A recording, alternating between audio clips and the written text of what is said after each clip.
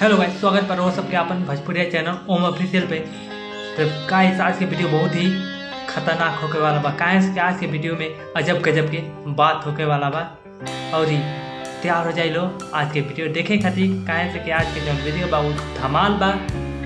चल लो वीडियो के ज़्यादा लंबा ना कर जा, ज़्यादा लंबा करके कोनो फायदा नहीं के, सीधा पॉइंट पे आओ। जी हाँ गाइस, आज हम लेके आ गए बानी पावर स्टार पवन सिंह के एगो बहुत ही प्यारा गाना जो कि बहुत ही धमाल मचा रहा बा।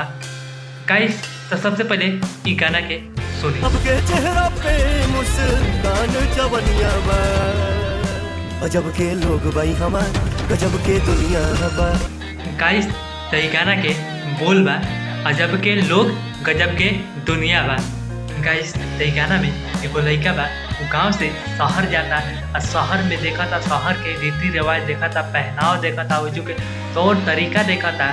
तो कहता अजब के लोग बा हवा गजब के दुनिया बा। कहे से कि वो जो शहर में देखा था कि बड़े बड़े बिल्डिंग बा, वो जो लोग के कोनो रोक टोक नहीं के, कहीं भी घूरा था, कैसे भी घूरा था, कैसे भी ड्रेस पहना था और कोनो तौर तरीका नहीं के बात करेंगे, कोनो गाँव के जैसा वजू के रहन सहन नहीं के, पैसे के पीछे कैसे आदमी भागा था। वो जो रोड पे ट्रेन चल रहा बा, कितना डेवलप बा।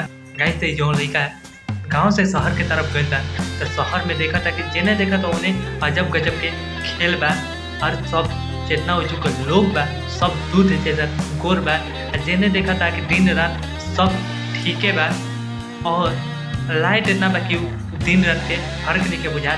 वही से बोला था कि दिन रात सब ठीक बा और हमहू लड़का बन गए नहीं हो के जो रीति रिवाज के देखा था वह देख के कहा था कि हम लड़का बन वजू के लोग पैसा के दिखावा करता और सबके चेहरा पर मुस्कान चौनिया बा।